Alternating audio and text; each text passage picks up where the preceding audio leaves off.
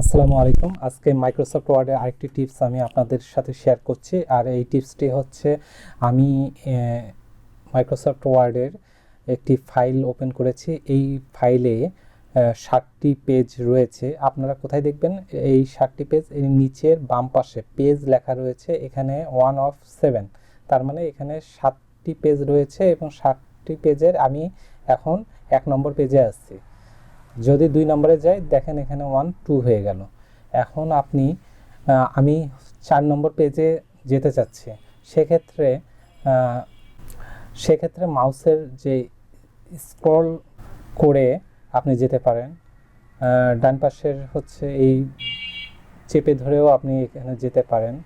এছাড়াও আপনি আরেকভাবে যেতে পারবেন, সেটা হচ্ছে আপনাকে হোম মেনুর আন্ডারে যে ফাইন্ড মেনু, এখানে দেখেন একটি দূরবীনের ছবি রয়েছে, এখানে একটা ক্লিক করবেন।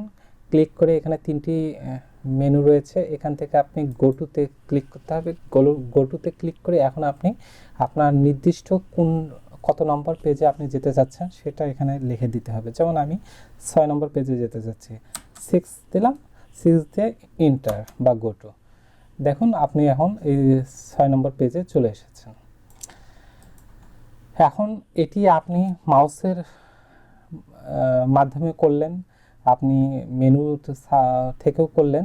এখন আরেকটা অপশন আছে, আপনি কিবোর্ড থেকে করার সিস্টেম হচ্ছে কন্ট্রোল চেপে ধরে জি বাটন প্রেস, তাহলে এখন গো টু চলে আসলো। এখন এইখানে আপনি 1 নম্বর পেজে যেতে চাচ্ছেন, এখানে 1 প্রেস করে গো টু।